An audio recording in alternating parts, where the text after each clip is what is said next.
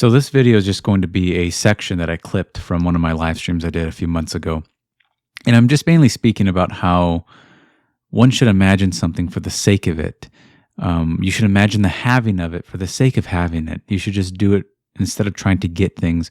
When you imagine trying to get things, you get all sorts of nervousness and anxieties, and you kind of mess up the whole thing. You should imagine having it for the sake of it. You should imagine it for the sake of it. Once you understand that, this work becomes a lot more freeing. And so this section is only about 5 minutes long, and I took it from one of my live streams. And if you're interested in that, if you're interested in joining the live streams, just go to the description. It's all there, including my book and my information for one-on-ones. But okay, I hope you enjoy. Do you think it's a good practice to live certain desires and imagination simply for the enjoyment of it rather than trying to get something in the world? I think of it as imagining it for the sake of imagining it. So I actually don't try to create anything in my world while imagining. I try to imagine it. I don't try to. It's like a paradox. Like, so when I go inside myself, let's say I'm on a walk. Let's say I go for a walk and I go inside myself and I go to imagine something I want. In that 2 minutes, I just experience having it. Whatever it is I'm wanting, I just experience having it. Not to get it. I'm not trying to get it in the world. I'm not trying to create it in the world. I'm trying to create it in myself. And then after I feel like I've completed it, I just trust it won't return to me void. I trust that I did something in me. I changed something. And I move on. I just move on and continue my walk. If it gave me joy, then it gave me joy. I enjoy the joy. And if I fall into a stupid state after that, I fall into a stupid state. I know that it still would arrive because I imagined it. But I'm not trying to do it in that moment. I'm imagining it for the sake of it, for just the sake of doing it. I do it because I want to do it.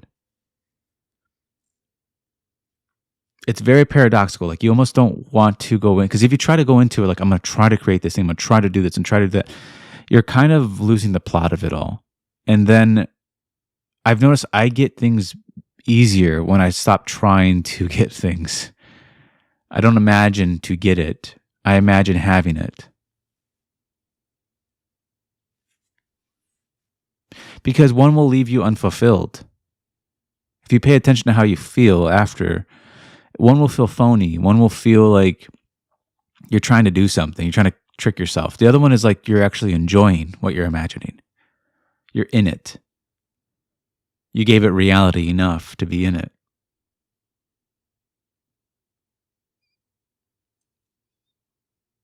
Whether we like it or not, we have to give reality to things. Movies suck if you're just there's 10 guys behind the camera and they're, this isn't really real, and they have a script. And if you do that with every movie, I've done that. Do it with every movie you watch. Start thinking about the people who are recording it, and you're just like, well, this is dumb. Of course it's dumb, but it's when you feel the reality of the movie, it's like watching try to watch The Matrix and be like, well,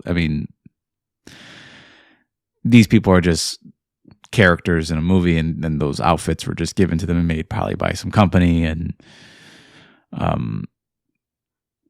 yada yada yada. He's not really a chosen one. It's all for the script.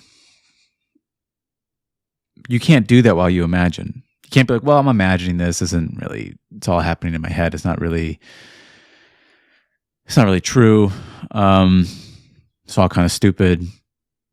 Whatever. I'm just gonna, And then you get out of it, and then you imagine something else without realizing it, and you don't realize that many of the times when you're let's say you're imagining something you want, and then you start going on that path where you're like, well, I'm just imagining this. This is really stupid and pointless, and then you get out of it, and then you don't realize you're thinking the same thoughts you were just thinking probably before that, and now you're on the same path again.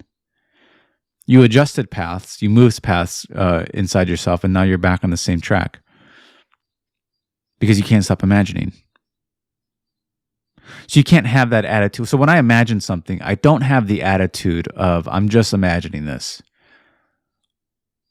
And ironically, I get rid of myself while I just sort of enter it and experience it without really any attachment. I just sort of experience it without trying to force anything upon it. Like this has to happen. I sort of just imagine it for the sake of it.